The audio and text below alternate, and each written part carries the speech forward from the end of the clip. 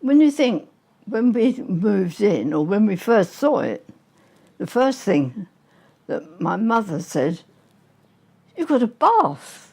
And I mean, it was like that, you know, absolutely amazing to have a bath.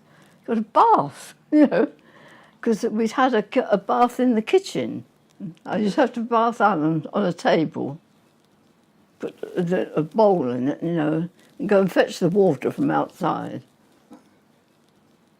For wedding present, people, at that time, it was fashionable to give people table lamps. We didn't have any electricity. This wasn't true of my mother. Women tended to wear curlers all the time with a nest over the top. And they would only come out on Saturday night, the curlers. And women wore hats and bonnets and all kinds of things. Not me. Utterly different. No, not you. I said not you, yes. It was a very different kind of life. It really was. You know, I remember as a child playing at St John Smith Square, which then was roofless. It had been burnt out. We'd go up and down out the towers. It was great fun. There were enormous holes in the floor into the crypt. And that's where we played, in the wrecked buildings. I mean, it was great fun. Something you would never do nowadays. Nowadays it would be health and safety, absolutely not, you know. I mean, the council, give them their due. How could they make a community? Impossible. You know, how can you? Just can't. You know, the people living in new ways, bathrooms for the first time, no more coal, because the flats in proposed had their own coal bits, you know. And you can't make a community that way.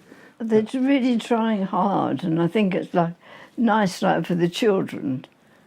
I mean, they make a noise, but children do make a noise. I mean, that's it. They play football down here. It's much better that they've got a place to play football than just bash the ball about anywhere, you know, and break people's windows and that sort of thing. It's a good idea. And they used to have like a castle, didn't they, at one time? Which I see is gone. And now they've taken that away altogether, and the kids loved playing on that castle, you know. And of course, things like a tower and a steamroller, that was, you know, was quite something really in those days. That was you hadn't seen things like that before. There was far more freedom, I think, for youngsters than there are now. It seemed far more free and easy. They're pretty good, though. I mean, they run a club on the river for the youngsters. You know, and I think that's a good idea, as long as they're safe. Presumably the people can take care of them. A lot of people had the right to buy 70% off the price, and then would sell immediately and do terribly well out of it.